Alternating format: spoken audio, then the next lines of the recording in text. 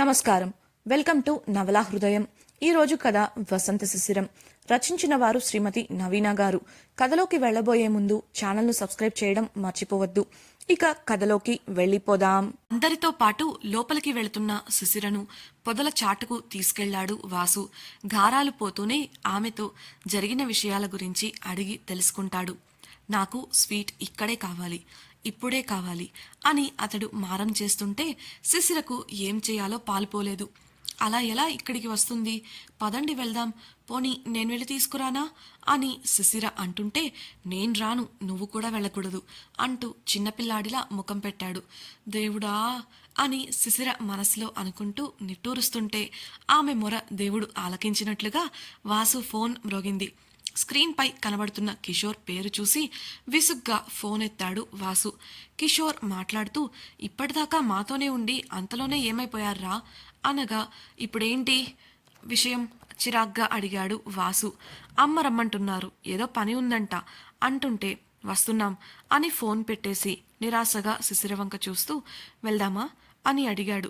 అతడు ఆ మాట అనడంతోనే అమ్మయ్యా అని ఊరట చెంది సరే అంటూ సంతోషంగా తల ఊపింది శిశిర. ఇద్దరు భోజనశాలను చేరుకునేసరికి అందరూ కేరింతలు కొడుతూ అల్లరి చేస్తూ కనిపించారు. అక్కడ ఏం జరుగుతుందా అని ఆసక్తిగా ముందుకు వెళ్లి చూడగా ఒక టేబుల్ దగ్గర హేమంత్ అమూల్యలను పక్కపక్కనే కూర్చోపెట్టి ఒకే పళ్లెంలో భోజనం పెట్టించారు. ఆడవారంతా అమూల్యను, మగవారంతా హేమంతును ప్రోత్సహిస్తుంటే ఒకరికొకరు కొసరి తినిపించుకుంటూ ఉన్నారు. అందరూ వారిని టీస్ చేస్తుంటే అమూల్య ముఖం సిగ్గుతో ఎర్రగా కందిపోయింది.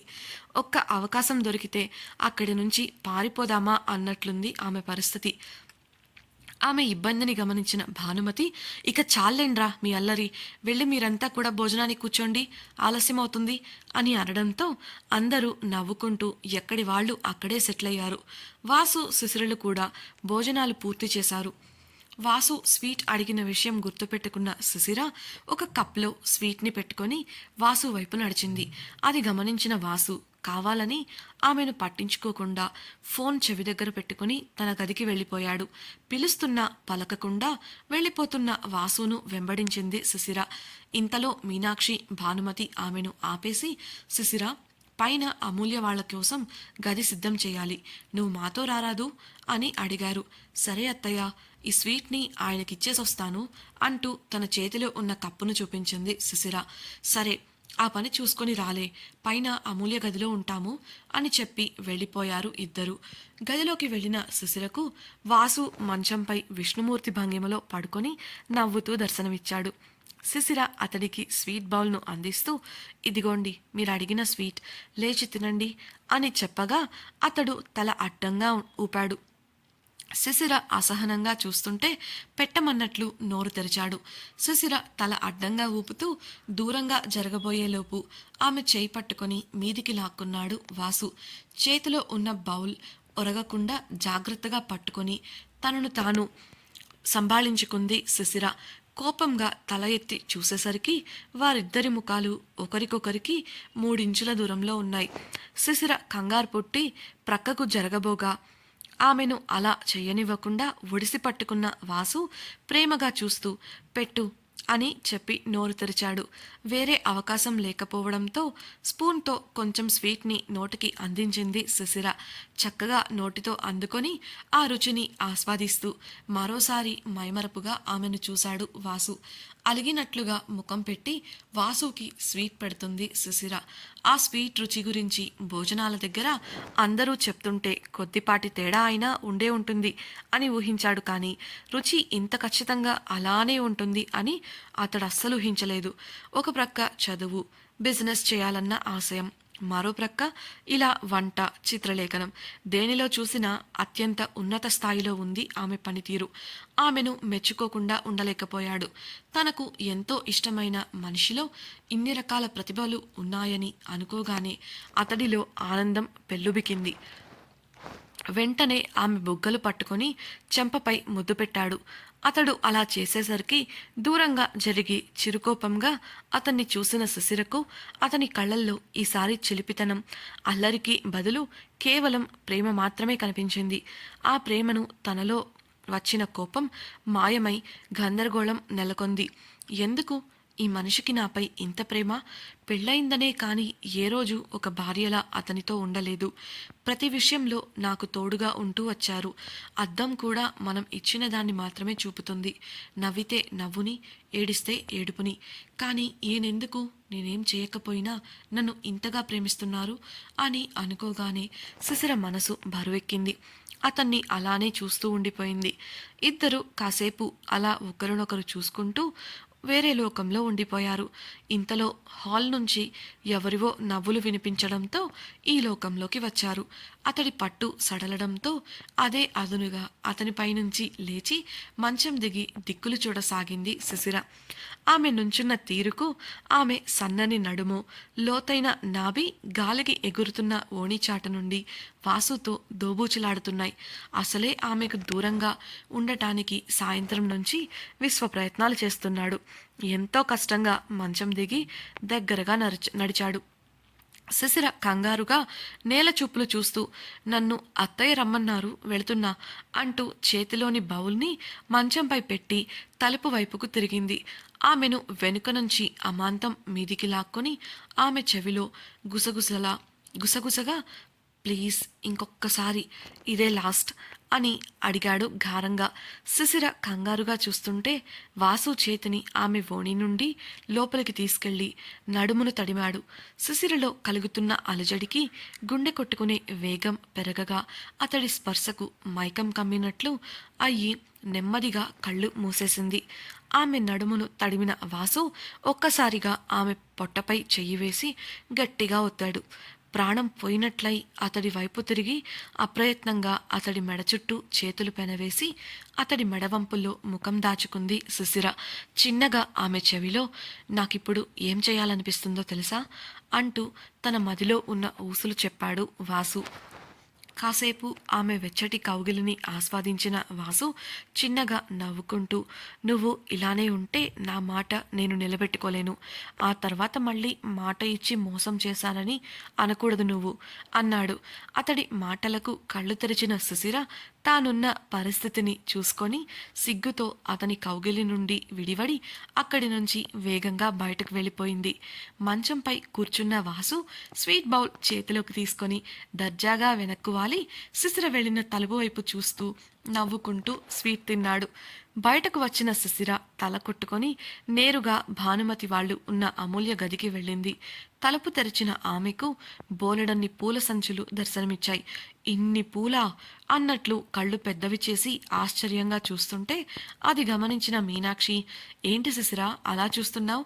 ఏ మీ శోభనం రోజు మీ గది కూడా ఇలానే కదా ఉండి ఉంటుంది నవ్వుతూ అంటుంటే మీ శోభనం అన్న మాటకు శిశిరకు ఏమనాలో అర్థం కాలేదు.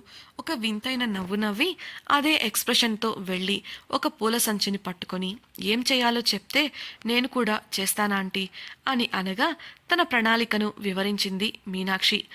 మీనాక్షి భానుమతి మంచంపై పూలతో హార్ట్ ఆకారంలో అలంకరిస్తుంటే శిశిర పూలదండలతో వారు చెప్పినట్లు ఆ గది మొత్తం అలంకరించింది.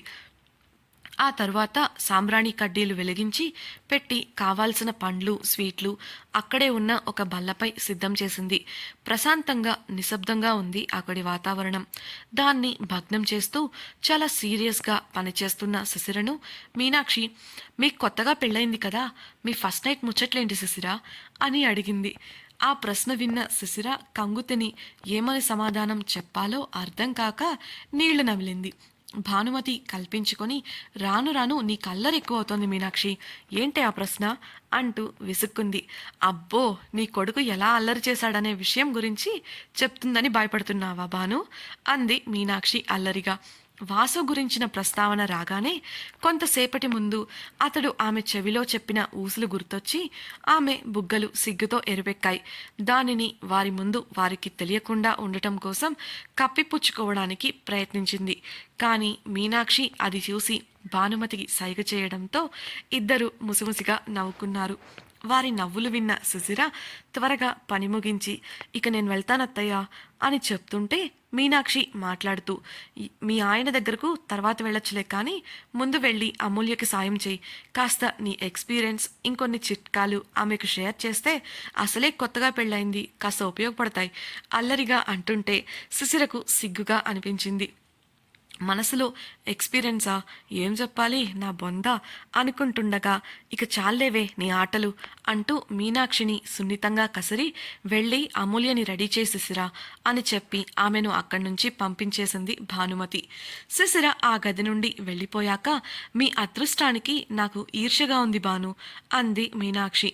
భానుమతి అయోమయంగా చూస్తుంటే తన ఉద్దేశాన్ని వివరిస్తూ శిశిర లాంటి అమ్మాయి మీ ఇంటికి వచ్చినందుకు మీరు అదృష్టవంతులు. ఇలాంటి మంచి వాళ్లలోకి వచ్చినందుకు తను చాలా అదృష్టవంతురాలు. నాకే కనుక అవకాశం ఉండుంటే ఈ పాటికి ఎప్పుడో శిశిరను నా ఇంటి కోడల్ని చేసుకునేదాన్ని. బంగారు తల్లి తెలుసా అంటూ భావోద్వేగానికి లోనవుతూ కంట్లో చేరిన నీటిని కొంగుతో తుడుచుకుంటూ చెప్పింది మీనాక్షి. ఓదార్పుగా ఆమె చేతుల్లో చేయి వేసింది భానుమతి. ఇప్పుడు మాత్రం ఏమైందట? నా కోడలు నీ కోడలు కాదా మీనా అన్న భానుమతితో కాదు కరాఖండిగా చెప్పేసింది మీనాక్షి. భానుమతి విస్మయంగా చూస్తుంటే ఇకపై నీ కొడుకు నా అల్లుడు, నా కూతుర్ని బాగా చూసుకోమని నా మాటగా చెప్పు, తేడా వస్తే తెలుసుగా నా సంగతి అంటూ హెచ్చరిస్తూనే పెద్దగా నవ్వేసింది మీనాక్షి. ఆమెతో పాటు శృతి కలిపింది భానుమతి. శిశిర అమూల్య ఉన్న ప్రియ గదికి వెళ్లేసరికి సన్నటి ఎరుపంచుగల తెల్లటి సిల్క్ చీర కట్టుకొని అందంగా ముందు కుర్చీలో కూర్చొని గోళ్లు కొరుక్కుంటూ ఉంది అమూల్య. ఆమెను చూస్తూనే టెన్షన్ పడుతుంది అనే విషయం ఇట్టే అర్థమవుతుంది చూసేవారికి. అప్పుడే బాత్రూం నుండి బయటకు వచ్చిన ప్రియ ద్వారం దగ్గర ఉన్న శిశిరను చూసి చేయి పట్టుకొని లోపలికి తీసుకెళ్ళింది. అమూల్యను చూపిస్తూ చూడండొదినా, తనని ఇలా చాలాసేపటి నుంచి ఇలానే కూర్చుంది. చెయ్యటానికి రెడీ అయితే చేశాను కానీ దాని టెన్షన్ తగ్గించే క్యాపబిలిటీ ఎక్స్పీరియన్స్ నాకు లేవు. ఇక బాధ్యత మీదే అంటూ కన్ను కొట్టి పక్కకు వెళ్ళిపోయింది. అప్పటికే వారిని చూస్తున్న అమూల్య చిరుకోపంగా ప్రియను చూసింది. లేచి వేగంగా ప్రియ చేతిని పట్టుకొని బయటకు తీసుకెళ్లి వదిలి లోపలికి వచ్చి తలుపు వేసేసింది. ప్రియ దొంగమొహం పోవే అని మూతి తిప్పుకుంటూ అక్కడి నుంచి వెళ్ళిపోయింది. లోపలికి వచ్చిన అమూల్య వదినా నాకు చాలా భయంగా ఉంది, ప్లీజ్ ఏదో ఒకటి చేయండి అంటూ శిశిర చేతులు పట్టుకుంది. శిశిర బిత్తరపోయి చూస్తుంటే అంటే అది ఫస్ట్ నైట్ కదా, కాస్త కంగారుగా ఉంది, మళ్ళీ ఏదైనా చేసి హేముని బాధ పెడతానేమో అని. ప్లీజ్ వదినా మీరే నాకు హెల్ప్ చేయాలి, అక్కడ ఎలా ఉండాలో చెప్పరా నేల చూపులు చూస్తూ అడిగింది. ఏదైనా తెలిస్తే కదా శిశిర మాత్రం చెప్పగలుగుతుంది. ఆ ప్రశ్న విన్న శిశిర మనసులోని అంతరాత్మ బయటకు వచ్చి దానికేం తెలిసే పిచ్చిపిల్ల, పోయి దాన్ని అడుగుతున్నావు. ఆజానుబాహుడు చుక్కల్లో చంద్రుడు, ముట్టుకుంటే మాసిపోతాడేమో అన్నట్లుండే మొగుడు, ముద్దు కోసం వచ్చినా ముడుచుకుపోయే రకం. దీని సలహాలు విన్నావంటే ఇక నీ తొలి రాత్రి అయినట్లే అంటుంటే శిశిర దానికి లాగి ఒక లెంపకాయ వేసి లోపలికి పంపిస్తుంది. ఏం చెప్పాలా అని 2 నిమిషాలు ఆలోచించింది. ఒక్కసారి వాసుకి తనకు మధ్య జరిగిన చిన్న చిన్న రొమాంటిక్ సంఘటనలు గుర్తొచ్చాయి. ఆ సమయంలో అతడు చొరవగా దగ్గరకు వస్తుంటే తనలో వచ్చిన మార్పులు, కాసేపటి ముందు అలానే తన ప్రమేయం లేకుండా వాసుని కౌగిలించుకోవడం అన్నింటినీ అనాలసిస్ చేసి చివరిగా ఒక నిర్ణయానికి వచ్చింది. అమూల్య పక్కన కూర్చొని అమూల్య ఇందులో అంత భయపడాల్సిందేం లేదు, అయినా మీది ప్రేమ వివాహం కదా, అలాంటప్పుడు కూడా ఎందుకు ఇలా కంగారు పడుతున్నావు శిశిర అడుగుతుంటే అది వదినా ప్రేమ వివాహమే కానీ మొదటిసారి కదా అంటూ ఆగిపోయింది అమూల్య. నువ్వంత కంగారు పడాల్సిన పనేమీ లేదు. నేను నీకు అంత వివరంగా చెప్పలేను కానీ ఒక్క విషయం మాత్రం చెప్పగలను అన్న శిశిరను ఆసక్తిగా చూసింది అమూల్య. ఆమెను చూస్తూనే కాస్త చిన్నగా గో విత్ ది ఫ్లో అంది శిశిర. అమూల్య అయోమయంగా చూస్తుంటే ఇలాంటి విషయాల్లో ఇలా ఉండటమే మంచిది అమూల్య. ఇప్పుడు ఉదాహరణకు నువ్వు ఒక డాన్స్ పర్ఫార్మెన్స్ చేయాలనుకో, నీకు టైం ఉంటే ప్రాక్టీస్ చేస్తావు, కానీ అది లేకపోతే ఏం చేస్తావు? డ్రాప్ అవ్వడానికి అవకాశం లేదు. అలాంటప్పుడు వచ్చే సంగీతానికి తగ్గట్టు మనసు చెప్పినట్లు ఆడతావు కదా, ఇది కూడా అంతే. డాన్స్ అంటే ప్రాక్టీస్ చేస్తే సరే కానీ ఇలాంటి వాటిల్లో ప్రాక్టీస్ లాంటివి బాగోవు కదా, ఇబ్బందిగా ముఖం పెడుతూ చెప్పింది. ఆ మాటలకు ఏదో అర్థమైన అమూల్య సిగ్గుతోనే థ్యాంక్స్ వదినా అంది. ఇంతలో బయట తలుపు తడుతుంటే వెళ్ళి తలుపు తీసింది శిశిర. భానుమతి, మీనాక్షి, ప్రియ లోపలికి వచ్చారు. అమూల్య సిగ్గుతో తలదించుకొని నిలబడితే తల్లిగా ఆమెను ముచ్చటగా చూసి ముఖం చుట్టూ చేతులు తిప్పి మెటికలు విరిచింది భానుమతి. కిషోర్, వాసు, ఇంకొంతమంది కుర్రాళ్ళు హేమంత్ గదిలో అతని చుట్టూ చేరి అతన్ని ఆట పట్టిస్తున్నారు. వారందరి మధ్యలో కూర్చొని తెల్లటి కుర్తా పైజామా వేసుకొని వారు అనే మాటలకు ఎదురు చెప్పలేక ఏం చేయలేక ముఖం ఇంత లావుగా పెట్టుకొని కూర్చున్నాడు హేమంత్. గోడకున్న గడియారం వంక చూసిన వాసు కిషోర్కు సైగ చేయడంతో సరే ఇక చాలు పదండి, టైం అవుతోంది అంటూ కిషోర్ హడావిడి చేశాడు. ఆ గుంపులో ఒకరు ప్రక్కనే ఉన్న సెంటు బాటిల్ తీసి లేచి నుంచున్న హేమంత్కు కొడుతుంటే ఇంకా చాలా ఆపండి బ్రో అంటూ బ్రతిమిలాడుతున్నట్టుగా అన్నాడు హేమంత్. అతడి మాటలకు అందరూ సరదాగా నవ్వుకుంటూ హేమంత్ని అమూల్య గదిలోకి తీసుకెళ్లారు. కాసేపు అక్కడ ఏర్పాట్లు చూసి హేమంత్ని వదిలి అందరూ బయటికి వచ్చేశారు. అమూల్యను తీసుకొస్తూ భానుమతి, మీనాక్షి, శిశిర, ప్రియలు వారికి ఎదురయ్యారు. ఆ గుంపు మధ్యలో ఉన్న వాసును చూడగానే అతడు గదిలో చేసిన పని గుర్తొచ్చి శిశిర ఇబ్బందిగా భానుమతి వెనుక దాక్కుంది. ఆమె అలా చేయడం చూసి నవ్వుకున్నాడు వాసు. అమూల్యను గదిలోకి పంపించి తలుపు వేసేశారు. అక్కడ బయట ఉన్న అందరినీ భానుమతి ప్రక్కకు తీసుకొచ్చేసింది. అప్పటికే బాగా ఆలస్యం కావడంతో కుర్రాళ్లంతా ఎవరి గదులకు వారు వెళ్ళిపోయారు. వాసు భానుమతితో చెప్పిన విషయానికి శిశిర నిరాశపడి ముఖం వేలాడేసింది. అతని మాటలకు భానుమతి, మీనాక్షి ఒకరి ముఖాలొకరు చూసుకున్నారు. ఇంతకీ వాసు భానుమతితో చెప్పిన విషయమేంటి? శిశిర నిరాశకు గల కారణమేంటి? వాసు చెప్పిన దానికి భానుమతి స్పందన ఎలా ఉండబోతోంది? అమూల్యకు శిశిర ఇచ్చిన సలహా పనిచేస్తుందా లేదా తెలుసుకోవాలనుందా? అయితే తప్పకుండా రాబోయే ఎపిసోడ్స్ని వినేయండి. మన ఛానల్ను సబ్స్క్రైబ్ చేసి మరిన్ని ఇంట్రెస్టింగ్ వీడియోస్ని పొందండి. అలాగే ఈ వీడియో అండ్ నావెల్ మీకు నచ్చినట్లయితే లైక్ చేసి మీ సన్నిహితులతో పంచుకోండి. మీ అభిప్రాయాలను అలాగే ఈ వీడియోలపై మీ సూచనలను మాతో పంచుకోవడం కోసం కామెంట్ సెక్షన్లో తెలియజేయగలరు. ఇట్లు మీ నవల హృదయం team. Thank you for listening.